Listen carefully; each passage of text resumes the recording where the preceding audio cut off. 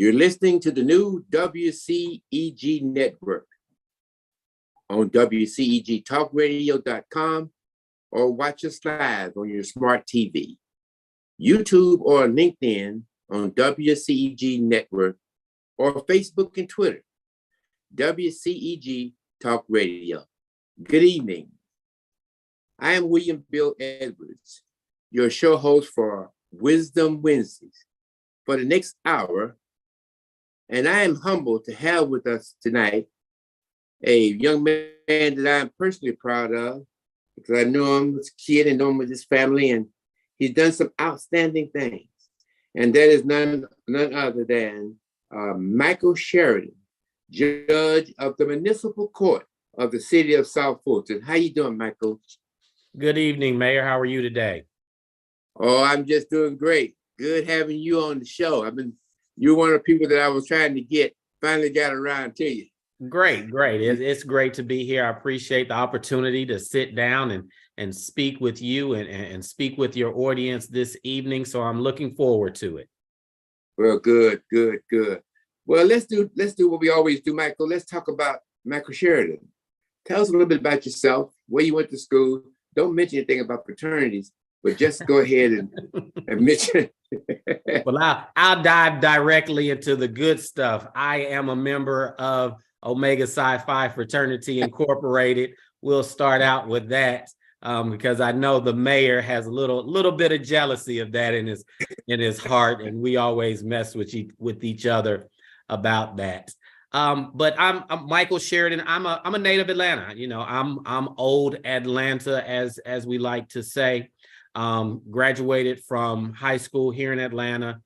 Graduated from the Lovett School. Grew up in Southwest Atlanta, which is now the city of South Fulton, for most of my life. Graduated from high school, went on to attend the Mecca, another great decision I made as a young man, Howard University. Went on to Howard University, which we have that friendly rivalry with Morehouse as well that I like to mess with the mayor about from time to time. When I went to college, I wanted to come out and head straight to Wall Street, believe it or not. That's kind of what I wanted to do. So when I went to Howard University, I ended up majoring in finance. Came out of Howard University in 1998 and went straight into financial advising. So I went into financial advising with a financial advising firm here in Atlanta. It was a little bit of a hurdle when you're a young person trying to go and tell people that are actually making money how to spend their money. So I was there for about a year or two, then moved on.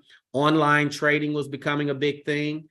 One of the online trading platforms was just laying ground here in the Atlanta metro area. So I went with them, became a broker with them, got into a supervisory role. And I did that until about 2003, when I just sort of made a life change and decided to go to law school. Okay, so I sort of pivoted, in what I was doing. I like to tell young folks, it's okay to pivot, take a different direction. Lord willing, you got a lot of life ahead of you. So I pivoted, went to law school, and was in law school at the University of Georgia between 2003 and 2006. Came out, started my own practice right out the back. Started my own practice with a family member who was already here practicing, John Davis. He's actually went to Morehouse with Mayor Edwards and started practicing with him, a general litigation practice, focusing on family law, criminal defense, personal injury, and started that practice back in 2006. I was first appointed to the bench in 2017. Okay, was first appointed to the Municipal Court of Stonecrest first back in 2017 as their municipal court judge. From there, I was appointed as a pro tem in the city of South Fulton and ultimately chief judge in the municipal court of the city of South Fulton, appointed by Mayor Edwards and currently chief judge the city of South Fulton underneath the second mayor for the city. In law school, one of my greatest accomplishments, I met my wife, who's a lawyer as well. So I met my wife in law school. We got married in 2008. I've got two beautiful daughters that I'm a glorified taxi cab driver for. In essence, I take them from school to extracurricular activities, dance, chorus, orchestra, you name it. They're 9 and 11. And they keep me busy on top of working around the clock. Again, member of Omega Psi Phi Fraternity Incorporated, member of numerous professional organizations, Gate City Bar, National Bar Association. I've sat on different boards, the Downtown Development Board for the City of Lithonia. I've sat on the board for Challenge Charter Academy, which was a charter school out of Newton County. I've sat on that board as well, and a lifelong member of Ben Hill United Methodist Church as well. Lifelong member of Ben Hill United Methodist Church. So I am in Atlanta. I've been in Atlanta. I've been dedicated to the city that's raised me, and it's an honor to be here with you today, Mayor Edwards. Good, good. I got to tell you, one of the best things I did as mayor, and I've done several, and that is that the opportunity to bring you in as chief judge of municipal court. And I want you to know that I've never shied away from that decision. You have made us proud.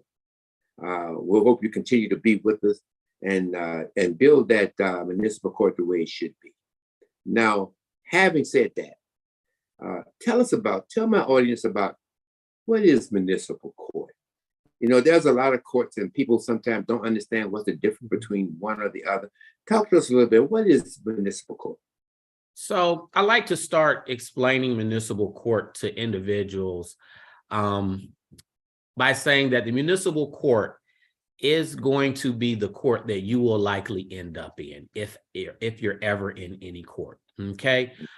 We are the court we're the people's court more than anything. So the state of Georgia has different courts. They have different levels of court. They have municipal court, which are city courts. Then the counties have magistrate courts, which handle a lot of landlord, tenant, and civil matters. Then you have state court and superior court, which handles your felony criminal cases and your divorces, things of that nature. Then you have specialized courts like probate court, for instance, that handles your wills and probating your estate. But if you're ever going to go to court for anybody, it is most likely going to be a municipal court. Okay. The municipal court is started by the city. Okay. It's legislated by the city, and any municipal court is usually chartered by the city. I served chief judge for the city of South Fulton. When the city of South Fulton was incorporated or came into existence, part of their charter was the establishment of a municipal court. Okay. Each court has jurisdiction over certain offenses, and to put it plainly, over certain types of cases. The municipal court has jurisdiction over the city ordinances that are on the books for each city, as well as any misdemeanors that are state laws, usually lower level offenses. Probably 80%, if not more, of municipal court cases are going to be your traffic offenses. Okay.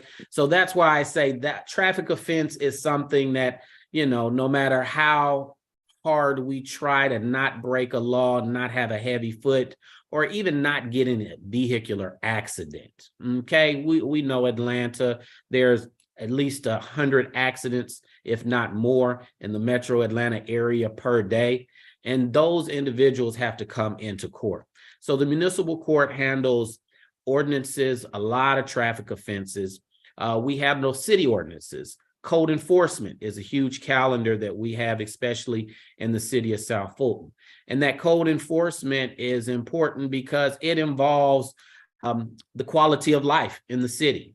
Okay. We deal substantially with those that are in violation of accumulating trash and rubbish, having abandoned vehicles in their yard, dilapidated homes, that home in your neighborhood that caught on fire and nothing has been done.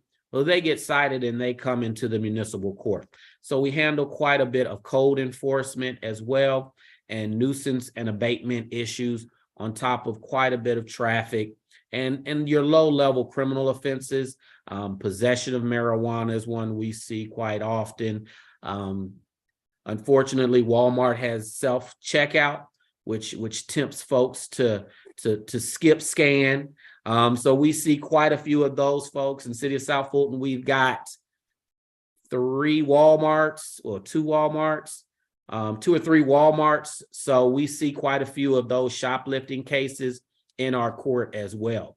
But we're a very high volume court. We're probably the highest volume court of any of the classes of court with the amount of people that we see. Yeah. Let me make one thing clear.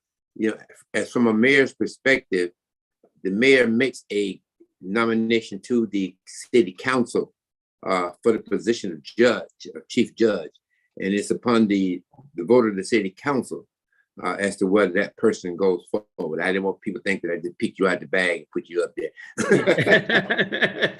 Absolutely, and as mayor is aware, my the first time I started working with the city was under the prior chief judge, and she brought me on as a pro tem judge.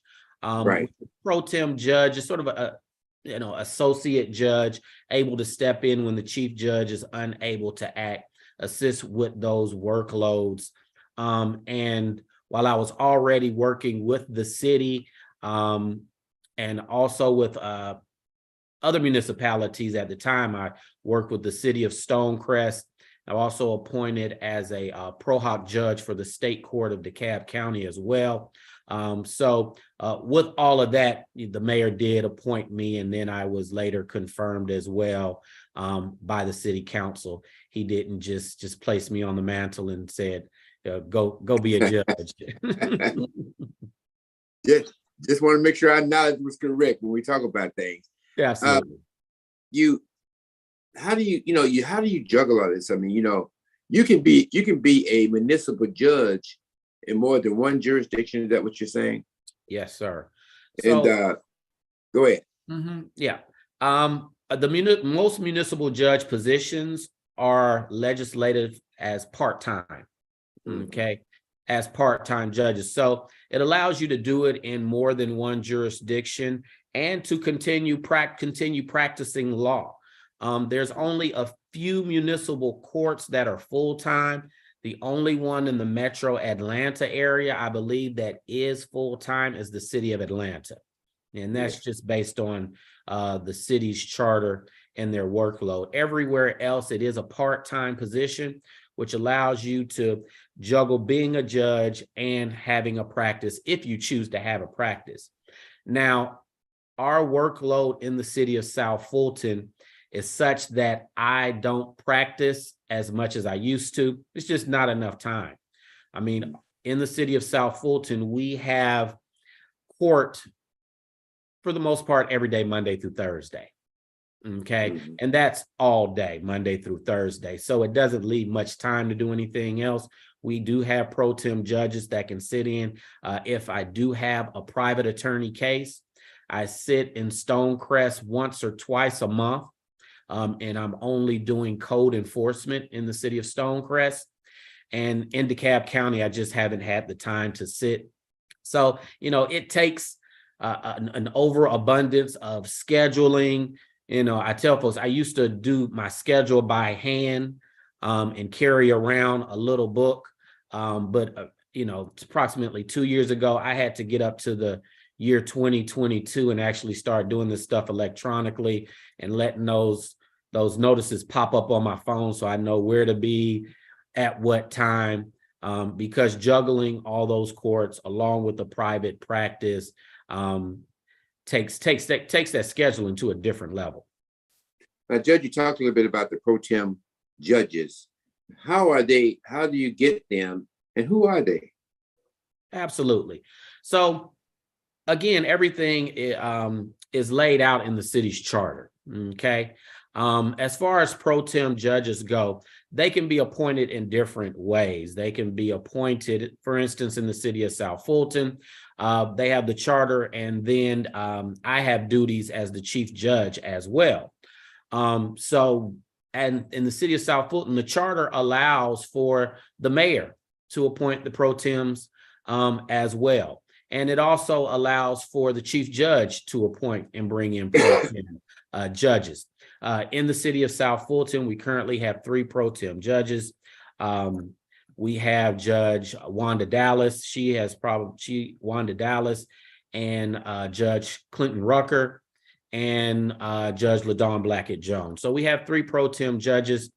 The way the pro tem judges work, if I ever have any conflicts, or if I need any additional assistance, I'll bring in the pro tem judge to sit on my behalf. That may occur maybe once a month, twice at the most, if I get very busy with any private attorney work or handling any court cases in the city of Stonecrest. But pro tem judges, again, they're either appointed by the mayor or the chief judge, and it depends on the city itself as well and what's laid out in their charter. But no one wants to have the chief judge or the pro tem judge working more than the chief judge, right? Yeah, exactly. No, they trust me. Counsel makes sure that I'm the one that's sitting majority of the time. So let's talk a little bit about having a courtroom, having a court takes staff. What kind of staff does it take, and how do these individuals help the operation of your court? Absolutely. So I tell people all the time, the judge is only as good as your staff, just like with probably most positions. And because they are in essence tasked with running the administrative side, which, as you know, or may not know, the administration of the court, the paperwork, the putting the policies in place, the putting the calendars in place, making sure that things are reported the way they need to be reported, is very important. Our staff in the city of South Fulton, my right-hand woman, the one that keeps me in line, is our court administrator. Our court administrator is Dion Dixon. She has been with the city now for, don't quote me on this, but I believe she's been with us for approximately 2 years now. Miss Dixon came over from Clayton County, where she was administrator in magistrate court over in Clayton County, and she's our court administrator. The court administrator is pretty much the head or the supervisor of the administrative arm of the court. Under her, we have 5 clerks. And those clerks are tasked with a numerous amount of administrative tasks. They are the individuals when someone receives a citation, whether or not it is from South Fulton Police Department, or if it's from the City of South Fulton Code Enforcement. Once that enforcement arm has cited that individual with an offense, that offense in essence comes over to our court. And it is up to the administration and the clerk office to ensure that the file comes over, that it's uploaded into the system, and that it's placed on the calendar, okay, in order for that person, whoever has been cited, that they get their due process, okay? And when I say due process, I mean that they get their time in court. Everybody wants to make sure, or we want to make sure that there's trust in our court, that there's transparency, that the citizens understand that we're a court of integrity. We sit separate from the police department. We sit separate from the other branches of government, whether it be the council or the mayor, and that they'll get a fair ruling if they choose to take their case to trial. And from the administrative side of it, it is their task with ensuring that those cases make it through the process. And it's a very long process, whether we're dealing with criminal or we're dealing with code enforcement. You have a right to an arraignment. And in that arraignment, you come to court, you're formally apprised of what you've been charged with. People kind of know what they've been charged with when they receive their citation. But the law says you have a right to come to court and have the judge tell you what you've been charged with. And in that arraignment as well, we have to make sure that you understand the rights that you all have as defendants. I always start out with court letting people know, and they're always shocked to hear this. And I let them know this because I want them to understand that their rights are important. The rights that you have in court are important. So I let them know, if you've been cited with a misdemeanor in the state of Georgia, and it doesn't matter what that misdemeanor is, whether it's speeding, following too closely, you may have gotten in a car accident, you've been cited with failure to yield or failure to obey a traffic control device, or that misdemeanor may be a DUI, it may be possession of marijuana, it may be shoplifting, it may be a noise ordinance. But if it's a misdemeanor in the state of Georgia, as a judge, I can sentence you up to 12 months in jail and or $1,000 fine. So that's the law. I always kind of start out my court cases letting folks know that, and they kind of wake up and realize the seriousness of the situation based on those consequences. So I always see their eyes light up when I tell them that. And then when I tell them what their rights are as defendants, I know that they're listening and they understand how important that is. Well, I do understand that the importance of staff. I still have your friend Dolores Baskin running around here with me. Well, you need somebody to keep you in line. Without her, who knows where you'd be. Well, she's done a pretty good job over these 18 years or so of doing that. So I do understand how important staff is. You've been through a pandemic. Mm-hmm. You've had other issues that we don't want to talk about because we're just talking about how court runs today. All right. Mm-hmm. But you've done a lot of virtual stuff. How has that worked for you, and how have you used the technology to move your mission for court services further? Absolutely. So our mission is always and always has been to have a fair and efficient court. Okay. And what we were faced with when the pandemic hit, along with everybody else, is figuring out how to be efficient without being in person.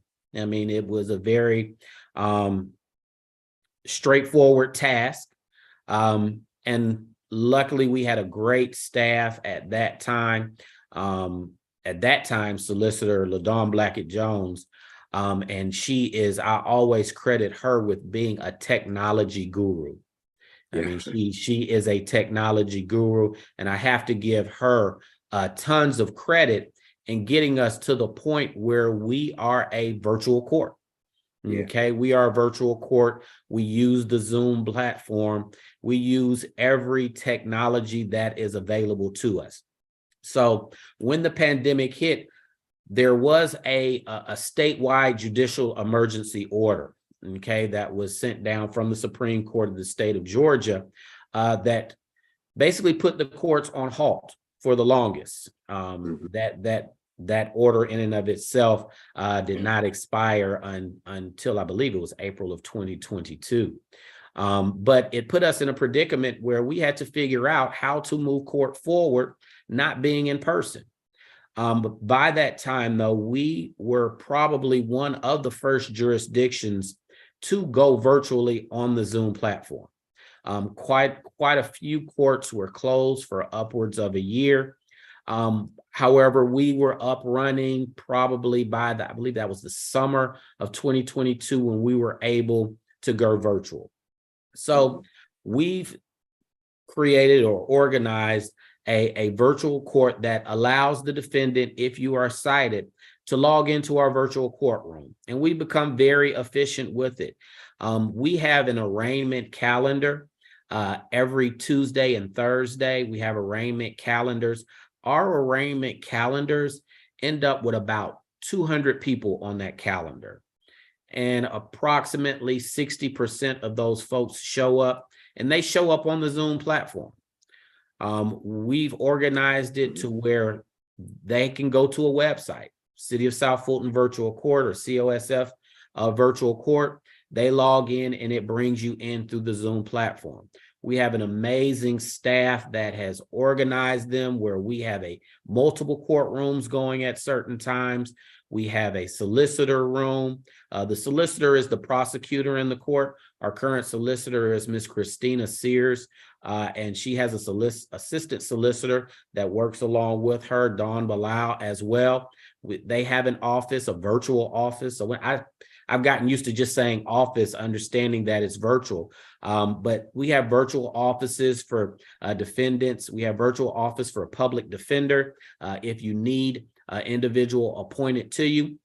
And what virtual court allows is not only does it allow us to continue the business of the court, but it allows us to be efficient. I mean, you don't want to have to deal with Atlanta traffic first thing in the morning getting to court.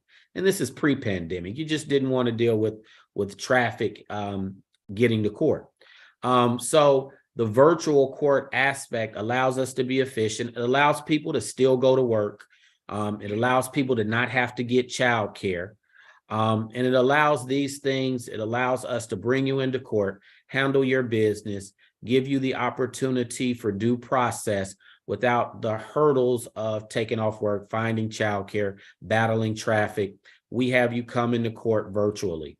And even since everything has opened up, we've remained virtual. We have remained virtual.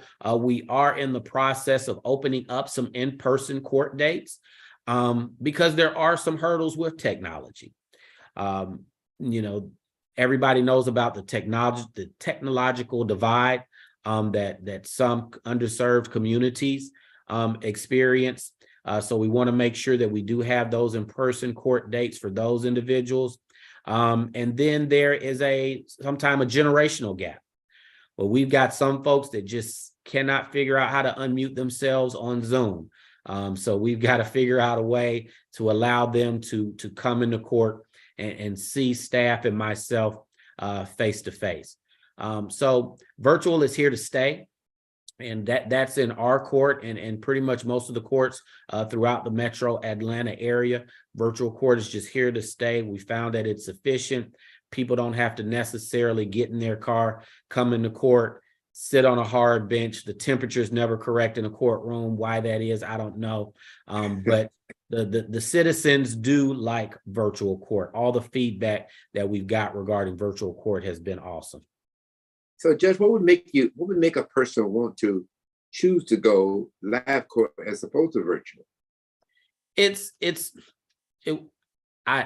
A lot of our seasoned citizens, yes, I'll put it that way, they just don't like getting in front of the computer or on their phone and trying to figure out the Zoom platform.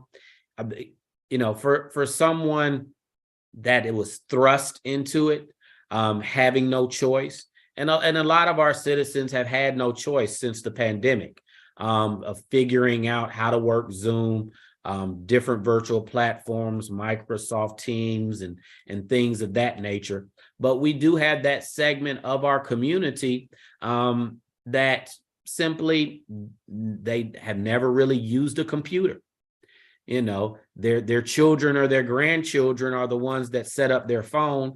And if the child or the grandchild is not there to get them set up on Zoom, then they really have a hard time getting on. And they tell our staff, they're letting our staff know, look, I just need to come into court. I can't, I'm frustrated. And we hear the citizens, we hear the defendants, and we want to be able to provide that due process, whether it's virtual or in person. So for those that want it virtual, we'll have it. For those that want it in person, we'll have that.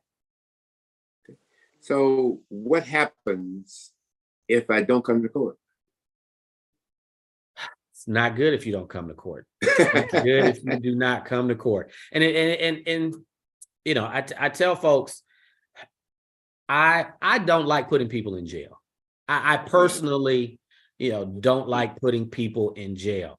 I understand that there are always consequences for actions, regardless of what it is, whether it's involved with the legal system or otherwise. But I personally don't enjoy putting people in jail. In my private practice, I do criminal defense. So I've got sort of a little piece in my heart that understands defendants and what they're going through. But if you do not go to court, you may end up in jail. Okay. And a part of it, it depends. Okay. It depends on what you've been cited with. If you've been cited with a traffic offense, okay, and you choose not to come to court for whatever reason, you may have just forgotten. And the studies have shown that most people legitimately just forget.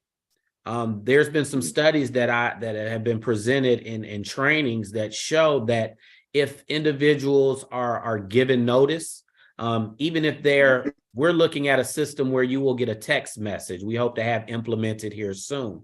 That if we get your number, we can text message you to remind you to come to court, because the studies have shown that people do just forget. And those individuals that forget, the first thing that happens is we'll send you a letter. We'll send you a letter saying you missed court. You need to give us a call. We add a failure to appear fee of $100 onto your citation. Okay. If you come to court and if you contacted us in a timely fashion, we're very lenient in waiving that fee. Okay.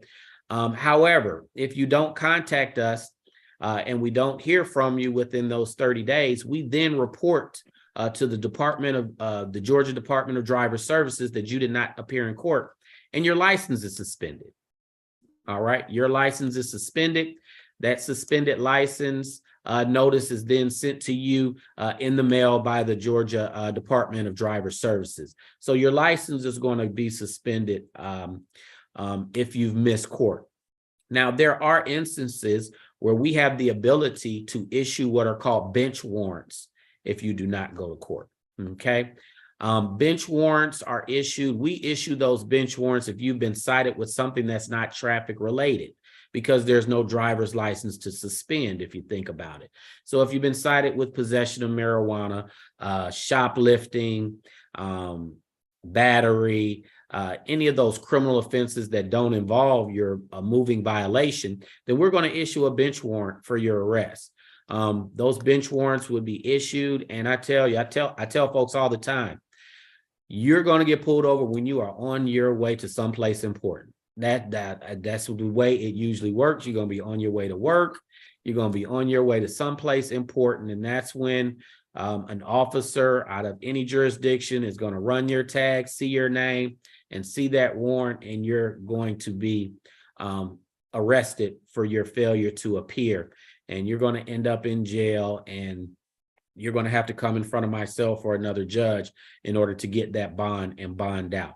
But I tell people all the time, it's very important that you come to court.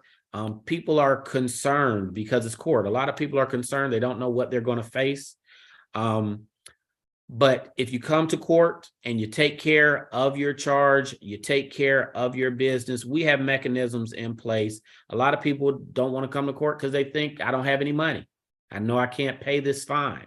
I know I can't pay this ticket. And then they don't show up to court. They're increasing their fine amount because you got a failure to appear or a possible bench warrant, which you're going to go to jail and have to bond out.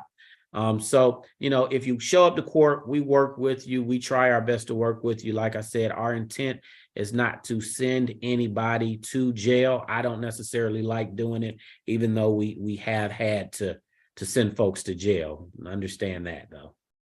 Okay, well, Gloria, where I get that from? Dolores.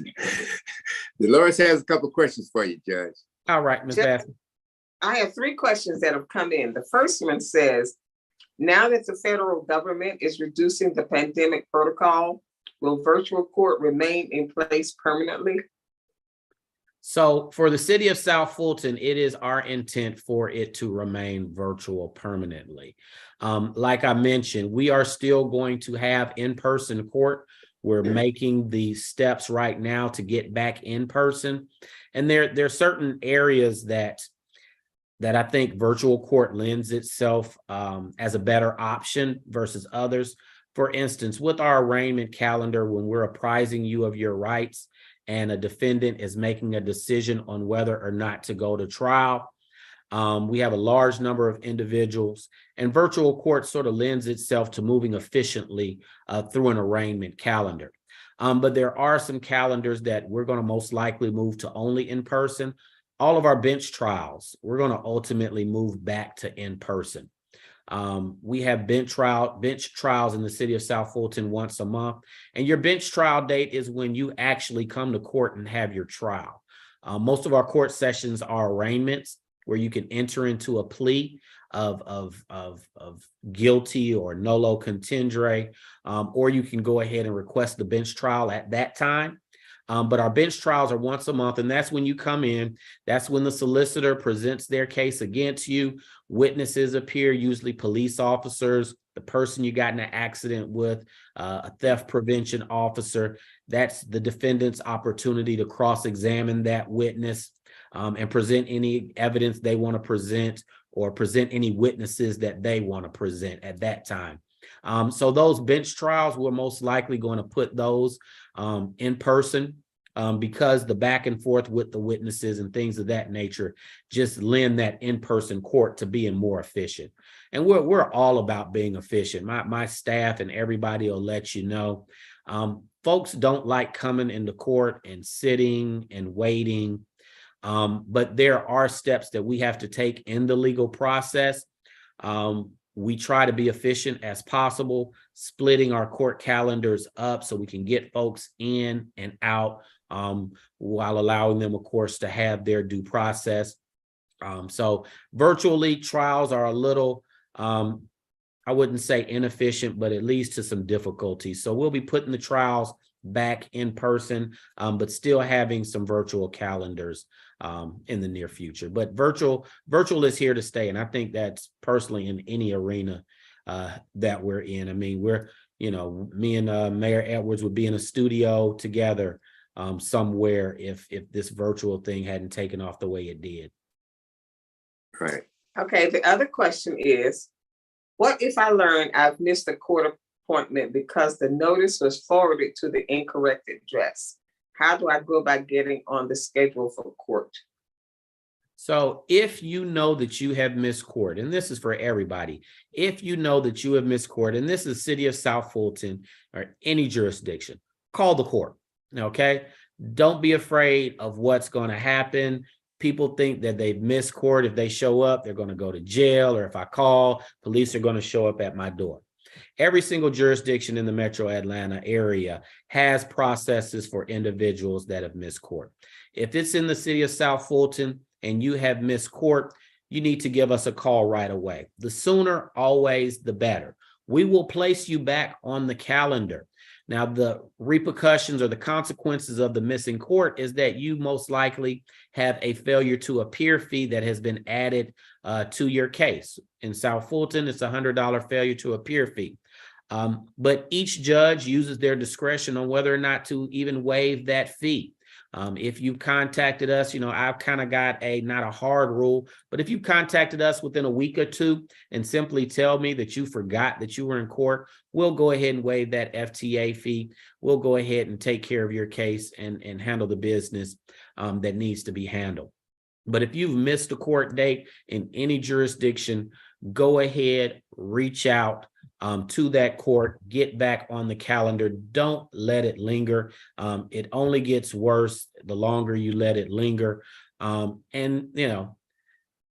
People know when they've gotten tickets. It always kind of amazes me. People know when they've gotten tickets, and they know that a court date is at some point in time, or that they haven't paid the ticket.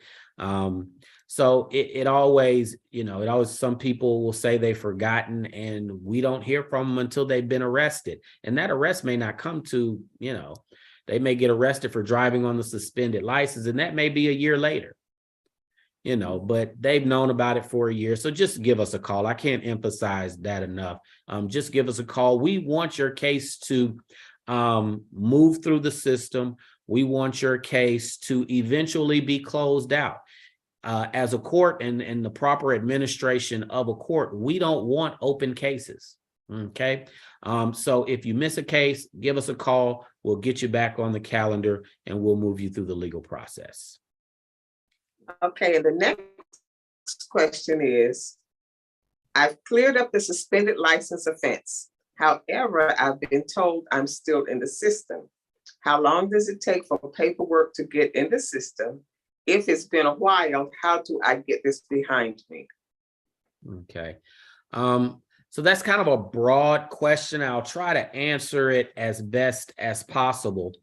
If your license has been suspended for failure to appear at court, okay?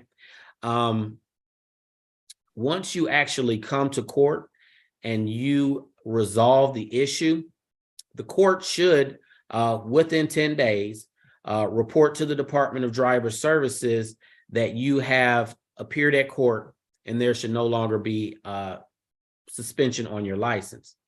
What we have people do in addition to the electronic reporting, there is a form that the clerk's office can provide. It's a 912 form. It's a release form. And you would need to get that 912 release form and take it directly yourself to the Department of Driver Services. Now, understand the Department of Driver Services also has a reinstatement fee. That's a state charge. I believe it's about $100 or so. Don't quote me on that state charge for reinstatement fee because that's through the Department of Driver Services. So you have to make sure that you have paid that reinstatement fee.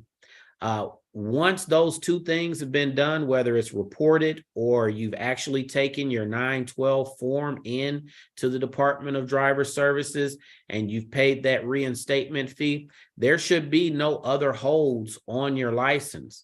Now, one of the things that we see quite often is people have different tickets in different jurisdictions. They may come to us and they are wondering why their license is suspended. And we'll let them know, well, we haven't reported a license suspension. And we'll run the driving record and they'll have a ticket out of the city of Atlanta and not the city of South Fulton, or possibly, you know, the city of Decatur or some other jurisdiction is holding up the license. So what you may need to do as well is go to the Department of Driver Services, find out specifically from them what jurisdiction has a hold on your license. They should be able to tell you that specifically, and then you'll need to go to that jurisdiction and get the release from that jurisdiction. Because some people just have, you'd be surprised, we see people with suspensions all over the place. And that form is a 912 form? 912 form. I'm sorry? Say it again. Say it again, Judge. 912 form, 912. Judge. Yes. Okay. Thank And you you. just froze on me, I think, Mayor. Going on. Yeah. Listen. Well, I froze on you plenty of times, so it's not a problem.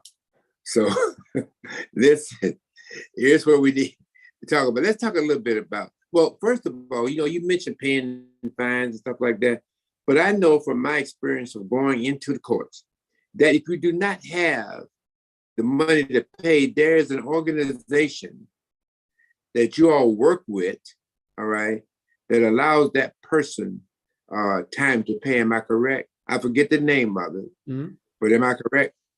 So yes. So here's the thing with fines. Everybody's, I tell folks that everybody's financial situation is different.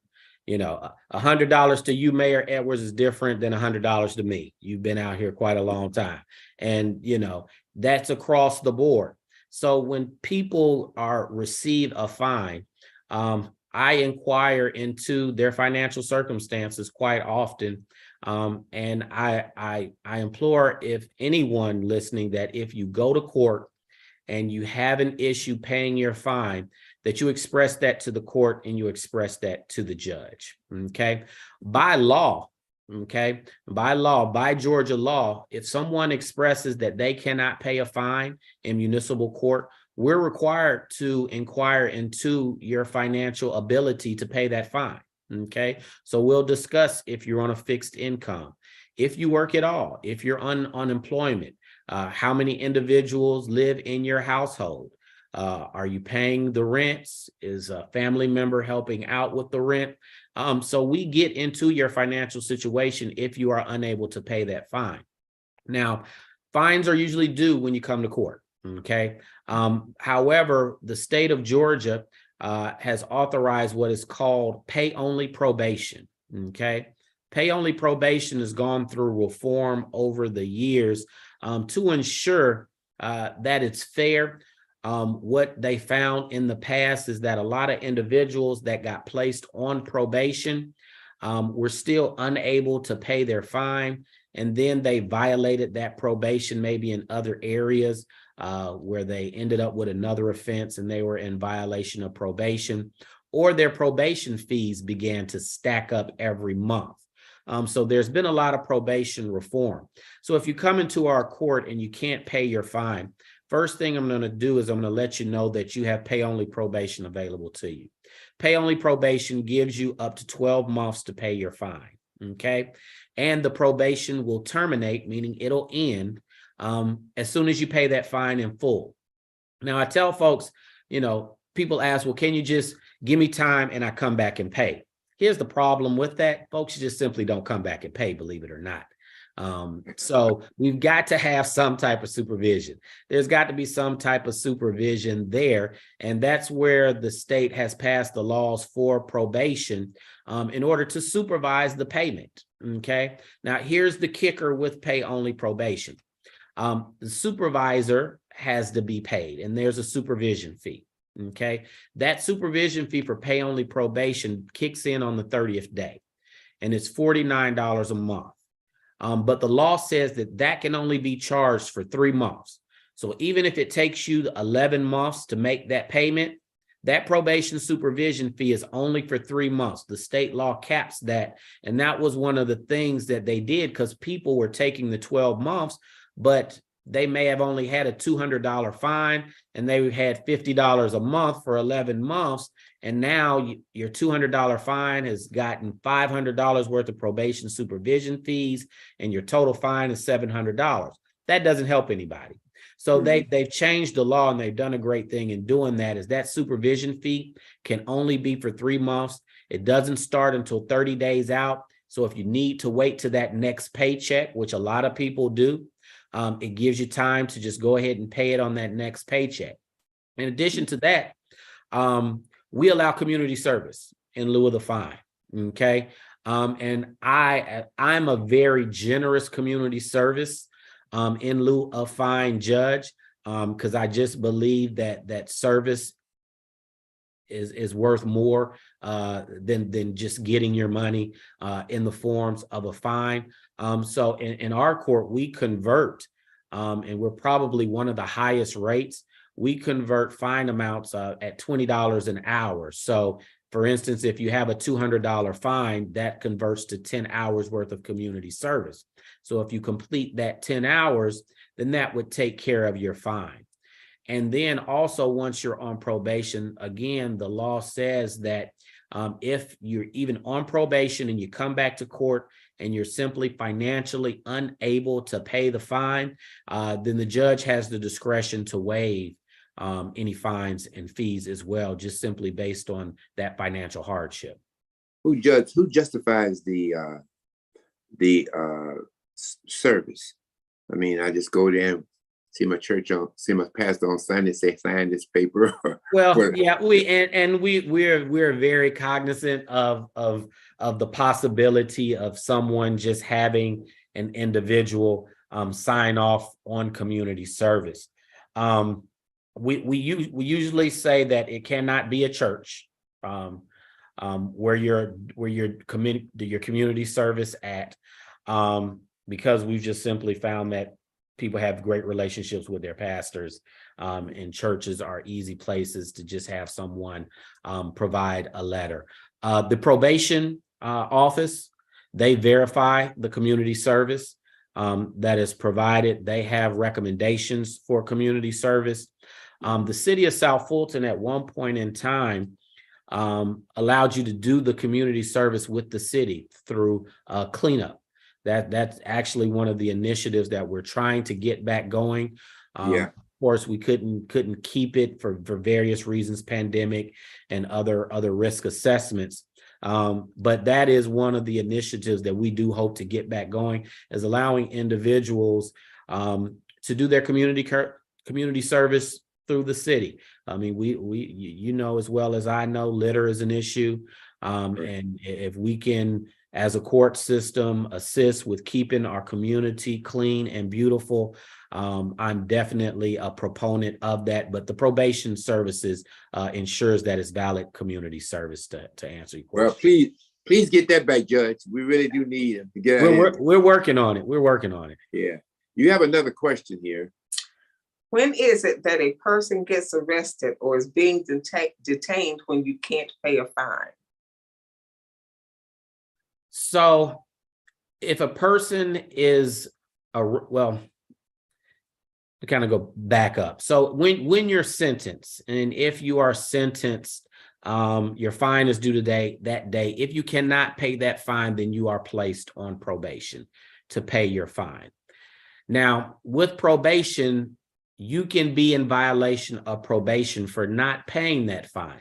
So I like to emphasize always to individuals, just because you're placed on probation is not an excuse for you not to pay your fine. What happens is if you violate probation, meaning you're not making the payments as directed by the probation officer, the probation officer will give you a schedule to have your fines paid in around approximately 8 months or so, 6 to 8 months before the probated term has expired, because everything has to be done within that 12 months by law. Okay. So if around the eighth month, you have not made any payments, you've disappeared, you're brought back into court. Okay. You're brought back into court on a probation violation. And that's when I will inquire into what steps you've taken, what your financial hardship is, and your background is. Usually on that first time in to see me, if we need to, and I determine that you do have that financial hardship, I'll modify your terms of probation to allow you to do community service. Okay. Going to jail is not the first option, or having you serve time is definitely never the first option. You always look at alternative options. We've even looked at alternative options. We were in in-person court of, having you sit in court and listen to my smooth voice all day. Okay. That's just sort of the alternatives or types of alternatives that we look at in order to not have you spend a weekend in jail. But if based on the inquiry of the court, you have the ability to pay, you've chosen not to do any community service, or you've chosen not to do any of the conditions of your probation, like take a defensive driving class, complete a theft reduction course or anger management, which are some of the things that you see as conditions of probation with some of your sentencing. If you choose to not do those, and at that point in time, it's clear and evident to the court that you can satisfy your fine and or the conditions of probation, it's at that time that we look at jail time. Okay. Dolores? Is a credit card a payment option? Yes. Credit card's payment option, but be careful with that. There's always a processing fee and interest and everything like that. But I don't condone putting your fines on credit cards. But everybody's financial situation, I understand, is different. But we do take credit card payments. Okay, 2 things I want to talk to you about. One, I want to talk to you about, you can answer pretty quickly, and that is courtroom security. When you're doing live, who's responsible and who are they? How many do you need? How much security do you need in a court? Absolutely. So when we're live and in person, our courtroom security, we have a court division with the City of South Fulton Police Department that's responsible for courtroom security. Courtroom security is based on their protocol, based on the number of individuals and defendants that we have on our calendar. When we were live with a full arraignment calendar of approximately 100 defendants, we averaged usually 5 police officers in our courtroom for court security. We would have to have security out front, as you can imagine, individuals coming into court, going through the metal detectors. Usually have 2 officers in the front of the courtroom. We would usually have 1 to 2 officers inside of the courtroom. depending on the number of defendants that we had in court at that time. And then usually depending on the court, because different courtrooms that we've used in the past were set up differently, we'd have an officer in the back as well. So you're looking a lot at the number of people that you have, egress and ingresses in the courthouse itself. But when we were in person, we averaged probably about 4 or 5 police officers from the city of South Fulton per court hearing. Okay, we got one last question. All right. Dolores? Failure to appear is still on my record. I have paperwork that cleared me since 2018, but still in the system. Who or where do I go to from here? So if you have a failure to appear and you know for a fact that it is out of the city of South Fulton, you will simply need to give our clerk's office a call. Okay. And any one of our clerks can look your information up in our system. And I'll get you all that number before I get out of here. But you'll need to contact the clerks. If you have a violation that is still pending in the city of South Fulton, give us a call. One of the clerks will get you back on the calendar and give you a court date. And you just need to ensure that you show up on your court date. Like I said, if you have a failure to appear, if you've been to court and you've taken care of that failure to appear, then your next step is to contact our court again, and let them know that you need a release form. Okay. And you would pick that release form up from 5440 Fulton Industrial Boulevard. And that form you would take to the Georgia Department of Driver Services, and they would get you released. Like I said, if you have an FTA, FTAs are common, understandable. They are common. People miss court dates. If your license has been suspended, now you have to make sure that it is the correct jurisdiction. Our office can help you with that. The number to our clerk is 470-809-7400. That's directly to our clerk's office. They answer that phone number live from 9 to 5. Again, that number is 470-809-7400. You know, you're getting to be a popular man. I may have to ask my producer to give us 5 more minutes, but I'm here as long as you need me. but do you have another question, Judge? I think this may be related to the question I just asked. I carried documents in my wallet, but was still arrested in Fulton County. Well, here, and I can't speak for Fulton County. Let me first off say that I can't speak for any other court or any other jurisdiction. But you have to, if a bench warrant has ever been issued for you based on a failure to appear, and different jurisdictions do it differently as well. I can only speak for City of South Fulton. In City of South Fulton, if you don't show up for an arraignment, it is not my first inclination to just issue a bench warrant.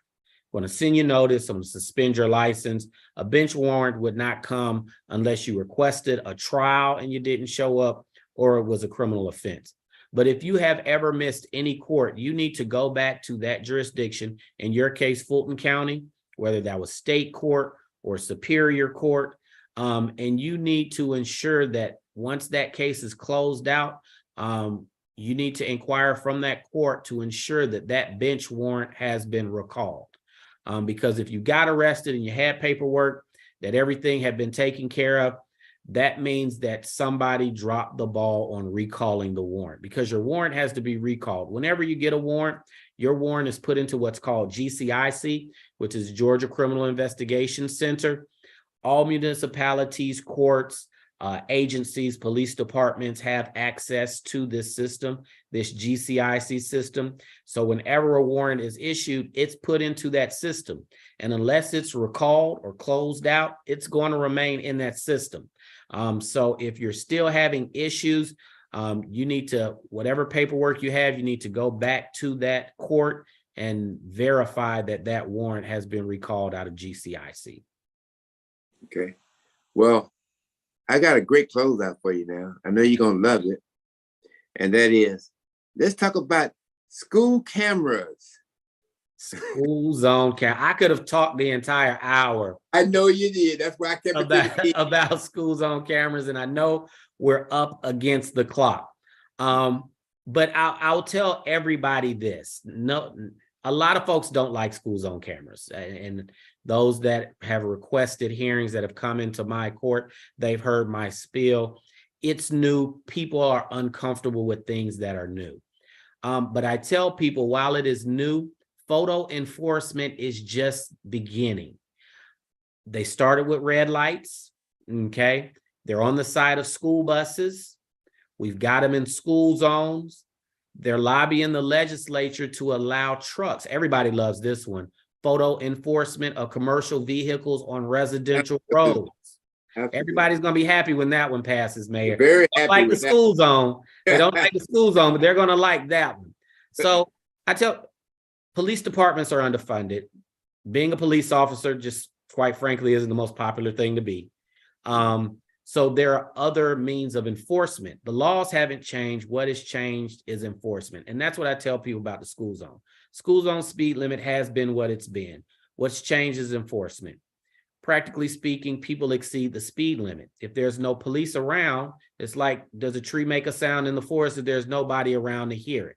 It's that theory. People exceed the speed limit, but when enforcement becomes constant, like it is now with photo enforcement of the school zone, it is likely, or it is possible, that if you go through that school zone above the speed limit, that you are going to be cited for speeding.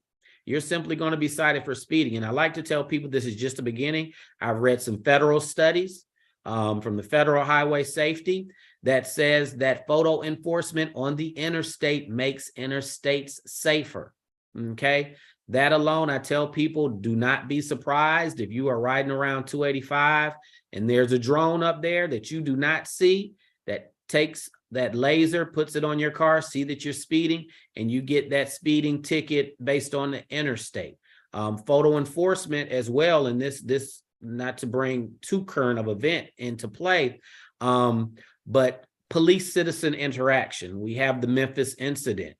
One of the things that is a hot button for police reform is limit the interaction between police and citizens. That's done by things such as photo enforcement, limiting that contact between a police and a citizen, a police pulling over an individual in the school zone. Okay. So photo enforcement is here to stay. It's gaining momentum. We have the school zones in the city of South Fulton for a reason. For those that don't know, I'm on Nextdoor. I'm on Facebook. It's not a money grab. The city is not broke and needs the money. There's around 20 or so municipalities in the metro Atlanta area that now have the school zone enforcement. City of South Fulton was one of the first because of the tragic incident that happened in the Sandtown area where a young girl was struck and killed by a vehicle.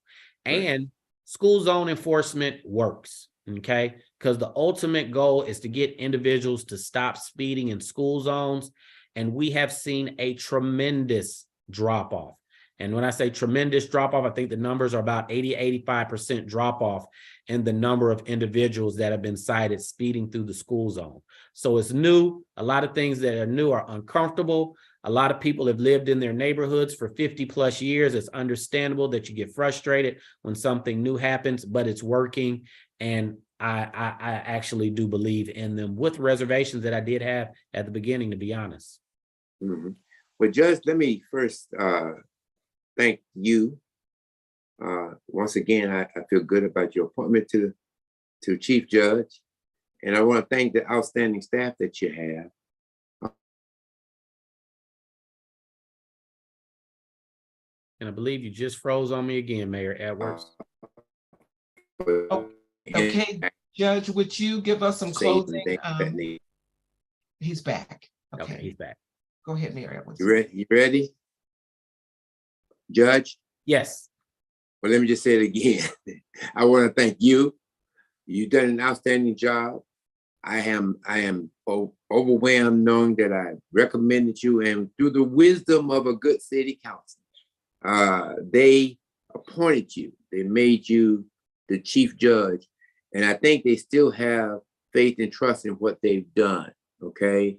Also to your staff, who I know from a personal experience, how they work is not always 100% the best situations, but they work themselves through it. And I really, really appreciate that, and the interaction that you have with Police Chief Meadows, who affords you the security and the safety of running a court in our system. So thank you, young man. And we got to get together. I haven't been with you in a while. We got to get together and have lunch or something. We'll talk more.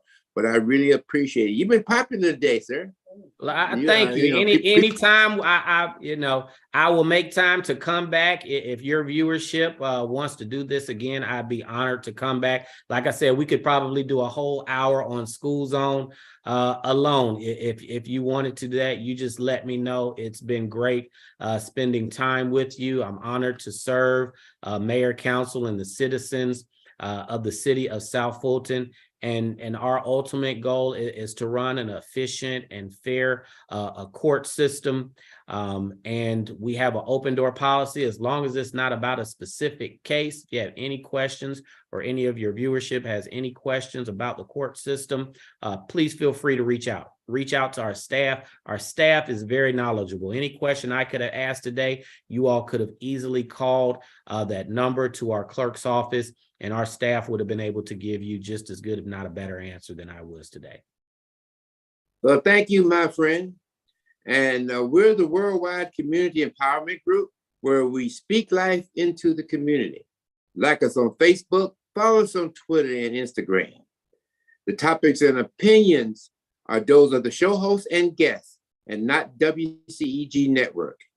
Thank you for your continued support, and as always, in all you're getting, get an understanding.